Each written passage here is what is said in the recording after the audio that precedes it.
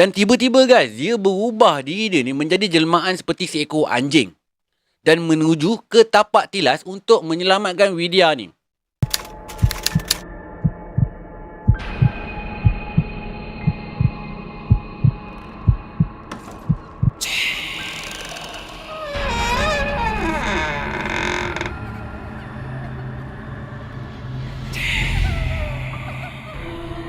اللهم صل على سيدنا محمد وآله وصحبه وسلم.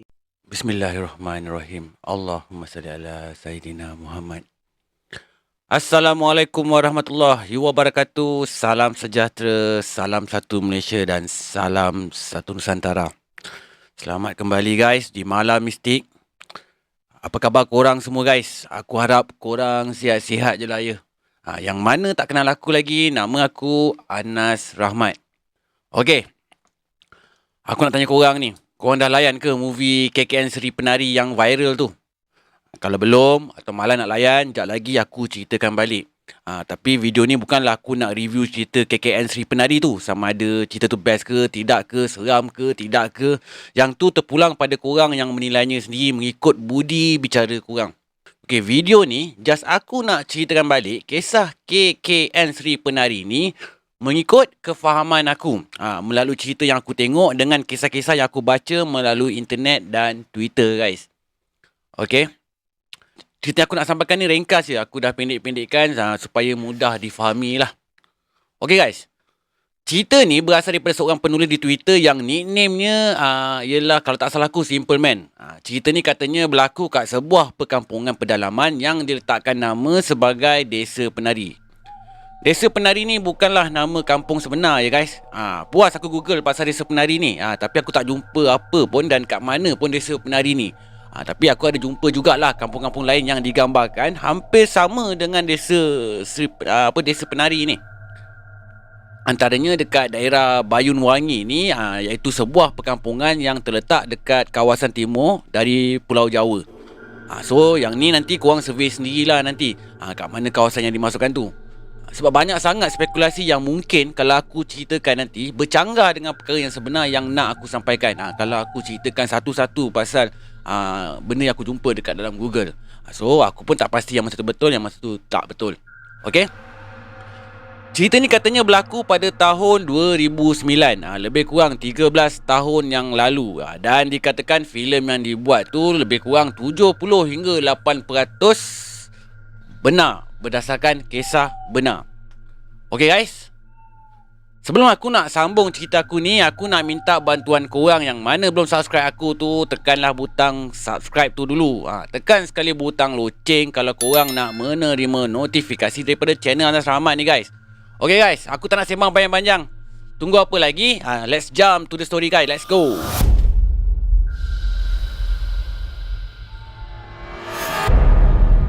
Sebelum aku nak start cerita ni, aku pasti ramai yang tertanya-tanya apa maksud KKN tu kan. Okey, kat sini aku nak terangkan sikit maksud KKN ni.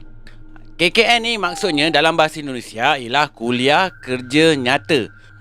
Membawa maksud mahasiswa ni kena buat kerja-kerja kemasyarakatan atau macam kajian kat sebuah tempat. Tak kisahlah kat mana-mana tempat pun. Kalau kat Malaysia ni macam praktikal lah maksud dia tu.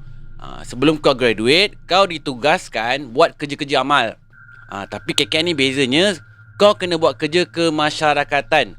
Contohnya kau kena bantu warga kampung buat study macam mana nak dapatkan air bersih kat kampung dia. Macam mana nak buat kampung tu ada elektrik ke, pakai jana kuasa macam mana ke, solar ke kan. Lebih kurang macam tu lah. Kalau aku salah, tolong betulkan ya guys. Aku yakin ada pengikut-pengikut aku daripada Indonesia mungkin lebih faham maksud KKN ni. Betul tak? Okey guys, jom kita sambung cerita terus.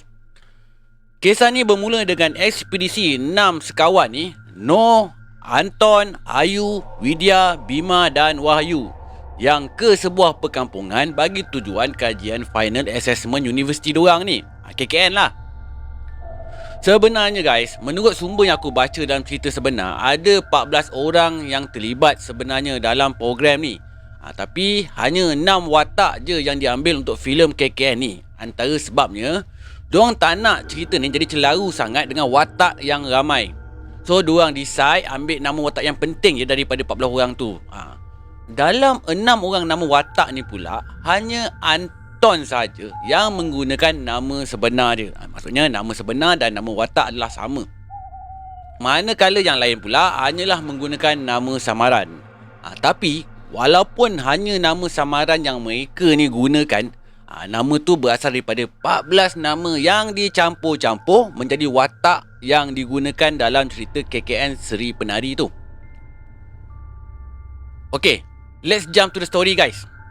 Hari pertama diorang sampai kat situ, masa dalam perjalanan menuju ke kampung tu, masa tu atas motor, Widya ni dia dah terperasan satu susuk penari tu bertenggek atas batu dalam hutan. Dan dalam masa yang sama, dia terdengar bunyi muzik gamelan guys. Yang peliknya guys, dia seorang je yang nampak dan dengar benda ni. Kawan-kawan lain ni memang tak nampak pun dan tak dengar apa-apa pun. So sampai kat kampung tu, diorang ni semua disambut oleh Pak Prabu. Pak Prabu ni adalah orang yang bertanggungjawab untuk tengokkan diorang ni sepanjang diorang ni tinggal kat kampung tu. Hari pertama tu, Pak Prabu ni hanya tunjukkan tempat tinggal diorang ni semua.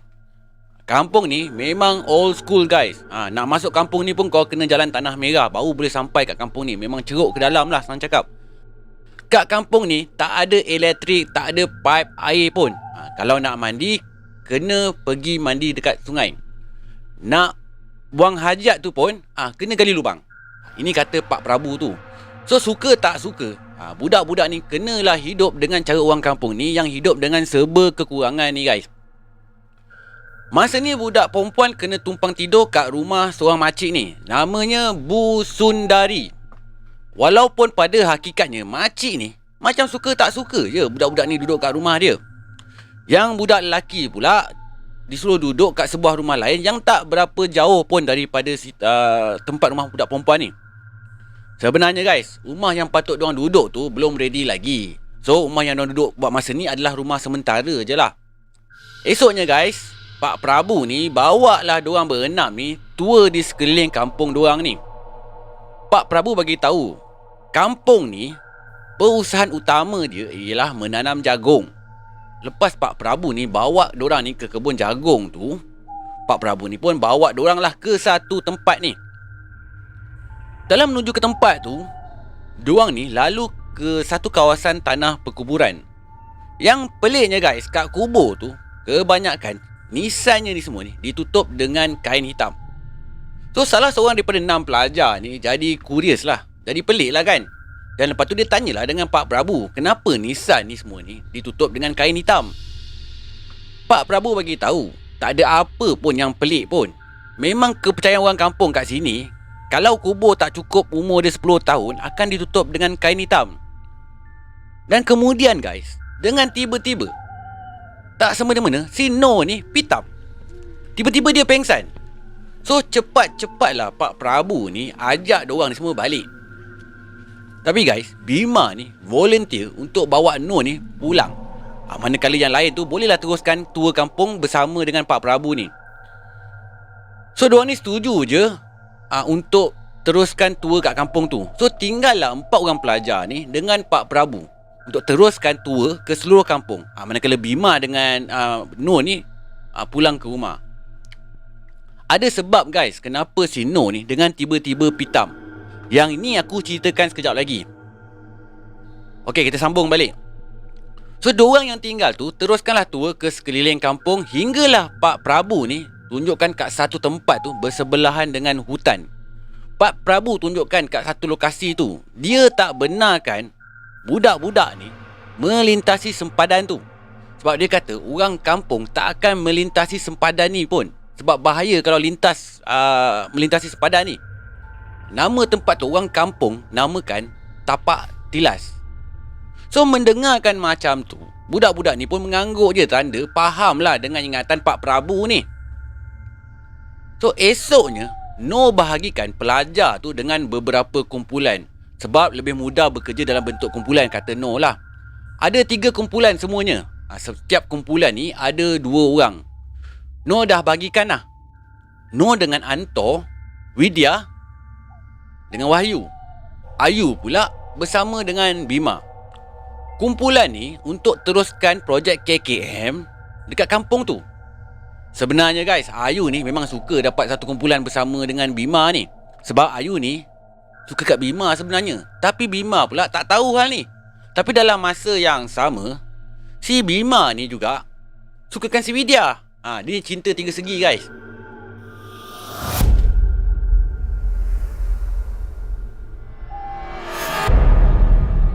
Untuk pengetahuan korang, Noh ni memang ada saka penjaga dia sendiri. Tanpa dia sedari sebenarnya. Senang cakap, ada saka lah yang jaga Noh ni. Saka ni sosok dia bentuk seperti seorang nenek. Namanya Mbak Dok. So kedatangan Noh ke kampung desa penari ni memang tak disukai oleh penduduk gaib kat kampung tu. So sebab tu lah, dari hari pertama lagi Noh sampai kat kampung ni, dia sering diganggu oleh hantu-hantu ataupun jin dekat kawasan ni. Ada sekali tu, masa dia pergi mandi dengan Widya kat satu tempat ni. Yalah, kat kampung ni tak ada bilik air kat dalam rumah guys. Dia kena jalan sikit nak pergi mandi. Tengah dia nak mandi tu, tiba-tiba dia didatangi dengan satu lembaga besar guys. Besar lembaga tu guys. Berbulu badannya. Makhluk ni punyalah besar. Dia punya tinggi sampai ke bumbung guys. Kepala dia tu sikit lagi nak kena bumbung. So menjerit-jerit lah Noh dalam bilik mandi tu ketakutan bila ternampakkan benda ni. Yang peliknya, si Widya ni tak dengar apa-apa pun daripada luar bilik mandi. Makin lama benda tu datang makin dekat dengan Noh. Makin dia dekat tu, makin takutlah si Noh ni. Dia ni, si Noh ni cuma tutup je mata dia serapat-rapatnya sambil dia baca beberapa ayat suci guys. Lepas tu bila dia buka mata dia, pelan-pelan je dia tengok, benda tu pun dah hilang. So cepat-cepatlah dia keluar daripada bilik mandi tu. So lepas tu pula, giliran Widya pula yang mandi, manakala si Noh pula kena tunggu dekat luar. Tengah-tengah dia tunggu si Widya ni mandi, si Noh ni, dia macam terdengar satu bunyi. Suara orang menyanyi. Lepas tu muziknya muzik gamelan. Teruslah dia ngendap kat celah-celah kayu dalam bilik mandi tu. Dia nak tengok apa yang terjadi kat dalam bilik mandi tu. Sebab masa ni guys, si Noh ni betul-betul curious. Masa dia tengah mengendap tu, dia nampak ada satu perempuan cantik guys. Cantik. Berpakaian ala penari Jawa. Tengah menari betul-betul depan Widya ni. Cuma Widya je tak perasan. Dia menari ala-ala Jawa kan macam ni. Ting, ting, ting. Macam tu lah, lebih kurang lah. Fuh. Apa lagi guys? Terkejut lah dia bila nampak benda ni kan. So dia pun cepat-cepat lah nak buka pintu bilik mandi tu. Baru je nak buka je, si Widya pun buka sama pintu tu. Tapi masa Widya buka pintu ni, dia nampak seolah-olah Widya ni macam tak ada apa-apa pun berlaku kat dia. Lepas tu diorang ni berdua ni bergegas lah balik. Seolah-olah masing-masing masa tu macam nak bagi tahu sesuatu antara satu sama lain ni. Tapi diam dia, tapi tak bagi tahu. Macam nak bagi tahu tapi tak bagi tahu. Macam tu lah. Malam tu Noh pergi jumpa Pak Prabu. Sampai-sampai je kat rumah Pak Prabu ni, ada Mbah Buyut sekali kat situ. Mbah Buyut ni salah seorang penduduk kampung kat situ. Dia ni macam pawang lah. Dia memang faham sangat lah dengan selok-belok jin kat kawasan kampung diorang ni. Yang lagi pelik guys, bila Noh sampai-sampai dekat rumah Pak Prabu tu, dah ada 3 cawan kopi yang disediakan. Padahal kedatangan Noh malam tu tak dibagi tahu awal-awal pun. Tapi diorang ni macam dah tahu-tahu je Noh nak sampai. Bila Noh sampai ni, kopi tu dah siap-siap ada dah. Padahal masa Noh sampai ni, Noh nampak cuma ada Pak Prabu dengan Mbah Buyut je kat situ. So baru je Noh duduk, Mbah Buyut ni suruhlah si Noh ni minum kopi tu. Noh ni dia rasa tak sedap jugalah kan. Kenapa dengan tiba-tiba nak kena minum kopi pula? So macam-macam alasan lah si Noh ni bagi untuk tak nak minum kopi tu. Tapi guys, Mbah Buyut ni dia kerah juga si Noh ni untuk minum kopi tu walaupun sikit. Last Noh pun minum je kopi tu. Rasanya manis kan? Tanya Mbah Buyut pada Noh, Noh angguk je masa tu. Memang kopi tu manis kat tekak Noh. Sebenarnya guys, kopi yang Noh minum tu pahit rasa dia. Kalau orang-orang normal yang minum. Hanya orang yang ada bela-bela dengan jin ni, dia yang akan rasa manis. Tapi Noh minum, dia rasa manis. Bermaksud ada yang tak kena dengan Noh ni. Maksudnya Noh ni memang betul dia ada bela saka ni. So malam tu Mbah Buyut ni bawa Noh pergi satu kawasan ni. Tapi masa tu Pak Prabu pun ada sekali lah. Dia ambil seekor ayam kampung tu, lepas tu dia sembelih. Lepas tu dia pecikkan darah ayam tu ke atas batu. Dengan tiba-tiba guys, lembaga hitam yang kacau Noh masa Noh tengah mandi pagi tu datang. Dia jilat-jilat darah yang terpecik kat atas batu tu. Si Noh ni yang nampak kejadian ni jadi takut lah kan. Depan mata tu. Memang itulah lembaga yang dia nampak mengacau dia masa dia mandi pagi tadi tu. Si Noh ni pun tanyalah kat Mbah Buyut, kenapa benda ni ganggu dia.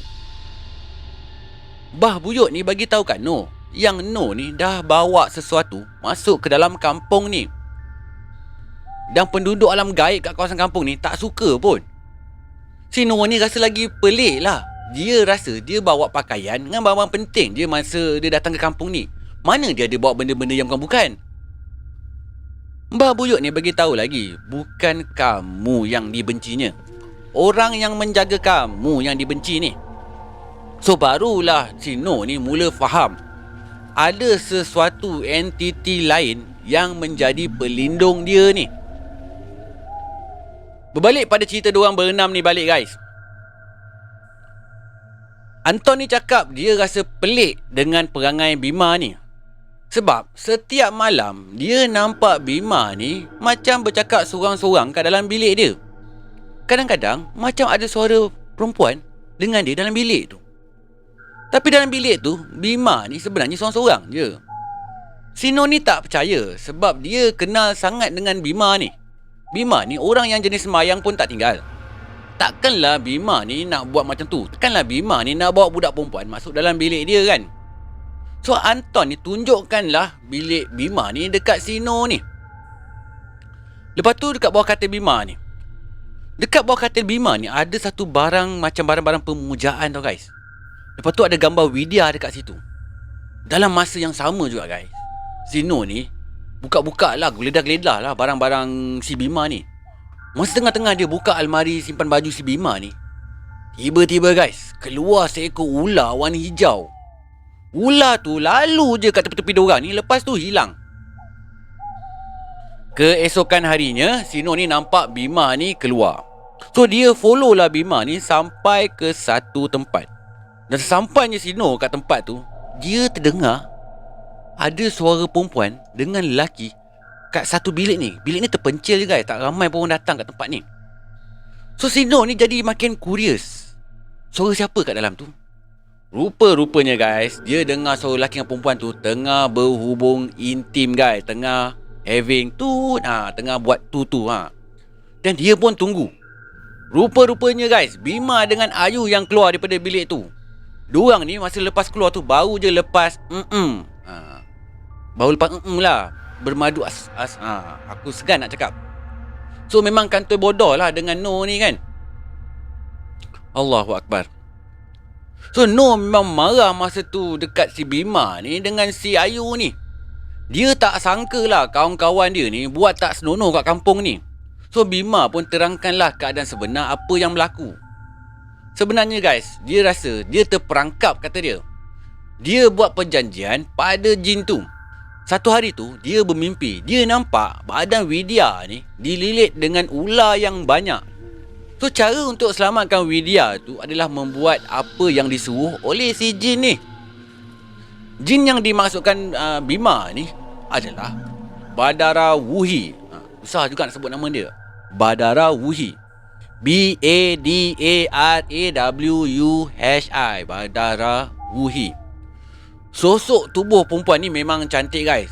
Sosok tubuh Badara Wuhi ni. Lepas tu dia berpakaian seperti macam seorang penari. Penari yang ni yang Jawa tu. Penari gamelan. Dan dalam masa yang sama, si Badara Wuhi ni bagi tahu kat Bima yang dia akan dapatkan apa yang dia mahukan. Apa yang Bima nak sebenarnya, itu yang Bima akan dapat. So apa yang Bima nak ni sebenarnya? Si Bima ni dia nakkan Widya. So dia buatlah perjanjian dengan Badara Wuhi ni. Badara Wuhi ni dia minta Bima ni pergi kat satu tempat tu dan cari satu gelang yang biasanya dipakai oleh penari dekat lengan. Gelang kat lengan ni guys. Kat lengan sini . Lepas jumpa gelang tu, pergi bagi gelang tu dekat Widya. In returnnya, si Widya ni akan suka dekat si Bima ni. So begitu juga dengan si Ayu ni. Sebenarnya pula si Ayu juga buat perjanjian dengan Badara Wuhi ni untuk dia menangkan hati si Bima. So Badara Wuhi ni pun kasihlah kat Ayu ni sehelai baju, sehelai selendang guys, bukan baju, sehelai selendang. Selendang warna hijau. Simpan selendang ni akan membuatkan siapa-siapa pun akan suka dekat si Ayu ni. Berbalik pada cerita Bima tadi, so dia pun pergilah dapatkan gelang tu dan bagi dekat Ayu. Dia suruh Ayu ni bagi gelang tu dekat Widya. Tapi malangnya guys, si Ayu ni tak bagi pun kat Widya. Buat apa dia nak bagi kat Widya kan? Sebab dia sendiri pun suka kat Bima. So malam tu Bima ni ceritalah kat Noh semua perkara yang dia dah buat. Dan dia ni betul-betul kesal dengan apa yang berlaku. Dia kesal dengan perjanjian dia bersama dengan Jane tu. Dan dia sendiri bersedia dan akan terima apa balasan yang akan berlaku dekat dia akan datang nanti. So malam tu si Noh ni ambil keputusan. Dia cakap dengan semua kawan-kawan dia, KKN Desa Penari ni harus dibatalkan. So esoknya semua akan balik dan tinggalkan Desa Penari ni. So bila si Noh ni dah buat keputusan macam tu, ramailah yang kecewa dengan tindakan si Noh ni. Tapi apa nak dibuat kan? Kawan-kawan diorang pun dah langgar janji sampai ada yang buat maksiat kat kampung tu, walaupun mungkin diorang ni tak sedar apa yang diorang buat tu. So malam tu guys, malam finally lah senang cakap. Masa tengah-tengah tidur ni, tiba-tiba Widya ni tersedar. Dia nampak si Bima ni keluar daripada rumah. Si Widya ni ambil keputusan untuk follow ke mana Bima ni pergi. Hinggalah sampai ke satu tempat tu, dia nampak Bima ni masuk ke dalam satu bilik tu.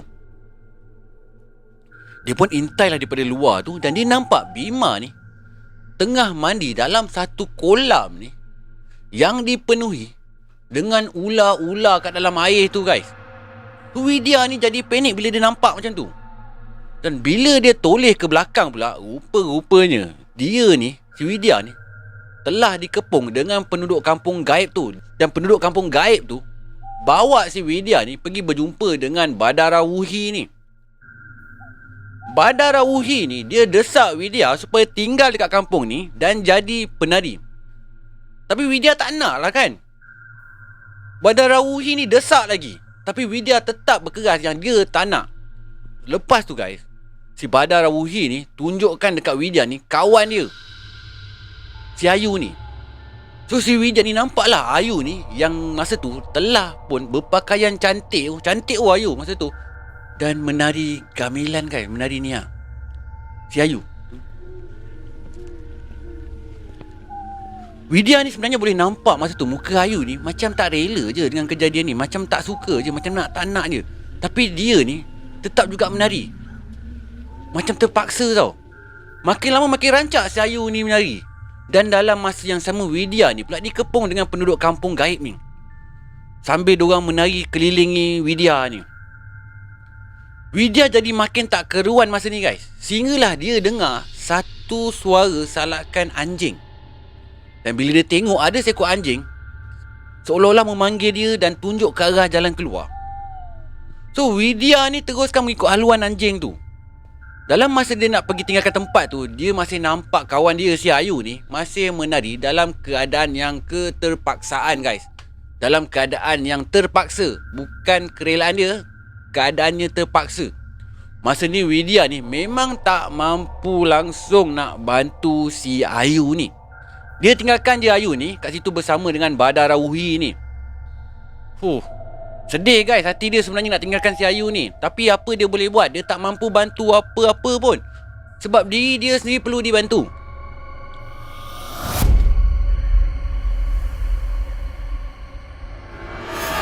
Dekat rumah pula si Noh ni baru terjaga daripada tidur. Bila dia sedar-sedar je, dia tengok Widya dah tak ada dah. Widya yang sepatutnya tidur kat sebelah, dia ni tak ada. So dikejutnya Ayu. Bila dikejutnya Ayu, Ayu tak respon. Dia pusingkan badan Ayu tu menghadap muka dia. Terkejut betul guys si Noh bila tengok Ayu ni dah keras kejung macam orang kena sawan dah. Mata dia ni terbeliak, terbuka terbeliak ni. Tapi kaku tak bergerak. Sambil mulutnya ni berbuih-buih. So si Noh ni menjerit lah minta tolong. Terus dua orang kawan dia ni, Anton dan Wahyu ni keluarlah nak bantu. Anton minta Wahyu ni pergi panggil Pak Prabu untuk bantu. Tak lama lepas tu Pak Prabu pun datang bersama dengan Mbah Buyut. Bila Mbah Buyut ni tengok muka si Ayu ni, dia tahu dah memang ada yang tak kena. Dalam masa yang sama, dia suruh kawan-kawan yang lain ni pergi cari si Bima ni. So bergegaslah si Wahyu dengan si Anton ni keluar mencari Bima bersama dengan penduduk-penduduk kampung. Mbah Buyut suruh Noh tunggu sekejap. Dia suruh Noh jaga Ayu. Dia nak keluar kejap, dia pun pergi ke dapur sekejap. Dan tiba-tiba guys, dia berubah diri dia ni menjadi jelmaan seperti seekor anjing. Dan menuju ke tapak tilas untuk menyelamatkan Widya ni. Sampai ke tapak tilas, dia nampak Widya ni dikepung oleh penduduk kampung gaib tu. Disalaknya lah beberapa kali. Dan orang kampung gaib tu pun bukalah laluan untuk Widya lalu ni bila terdengar Mbah Buyut ni menyalak. Kemudian Widya pun larilah mengikut jejak Mbah Buyut ni yang dah bertukar dirinya menjadi seekor anjing tu, yang menyerupai seekor anjing tu. Sampai-sampai kat rumah, Bima pun dah dijumpai. Tapi keadaan dia sama macam Ayu. Keras je, seolah-olah macam orang kena sawan. Mulut dia berbuih, matanya pula terbeliak besar. Noh merayu pada Mbah Buyut malam tu supaya Mbah ni bantu mengubati kawan-kawan dia. Malangnya guys, Mbah Buyut ni bagi tahu tak ada apa pun yang mampu mengubati Ayu dengan Bima ni. Hanya badan mereka je dekat sini. Namun jiwanya ni dah terkurung bersama dengan orang-orang kampung kat dunia gaib tu. Ayu pula telah dijadikan penari dan hanya mampu berharap agar jiwa diorang ni dibebaskan oleh Badara Wuhi ni. So selepas beberapa hari dari kejadian ni, Bima pun meninggal guys. Diikuti dengan Ayu yang meninggal selepas 3 bulan selepas kejadian ni. So guys, begitulah ringkasannya kisah KKN Desa Penari yang mampu aku ceritakan kat korang guys. Okay guys, versi yang aku cerita ni aku ambil daripada cerita yang aku tengok kat wayang dan sebahagian aku tambah daripada versi yang aku baca. So siapa-siapa yang belum tengok movie ni, aku sarankan korang pergilah tengok. Aku minta maaf kalau aku dah spoilkan cerita ni. Tapi jangan risau guys, apa yang aku cerita ni sebahagian je daripada cerita yang ada dalam movie ni. So kalau korang nak tahu lebih lanjut, korang kenalah layan cerita ni. So korang barulah boleh faham betul-betul naratif jalan cerita ni. So ada yang tanya kat aku, betul ke kejadian macam ni pernah berlaku? Untuk pengetahuan korang guys, aku pun tak tahu kisah KKN Desa Penari ni betul-betul berlaku ataupun ia hanyalah rekaan. Apapun, aku harap korang terimalah cerita-cerita ni dengan budi bicara masing-masing. Tapi janganlah korang fikir benda-benda macam ni tak boleh berlaku guys. Semuanya boleh berlaku atas kehendak Yang Maha Esa ni guys. So tak ada perkara yang mustahil pun. So sampai sini je cerita kali ni. Aku harap korang fahamlah dengan ringkasan cerita yang aku dah sampaikan tadi tu. Sehingga kita jumpa lagi di Malam Mistik yang akan datang. Yang mana belum subscribe channel aku ni, bantu aku subscribe channel aku ni guys. Korang jangan lupa jaga diri korang baik-baik. Aku sayang korang semua ni guys. Aku dah bagi tahu berulang-ulang kali. So korang kena jaga kesihatan korang dalam apa jua bentuk sekalipun. Okay. Assalamualaikum warahmatullahi wabarakatuh. Salam sejahtera, salam satu Malaysia dan salam satu Nusantara. Goodbye. Malam Mistik.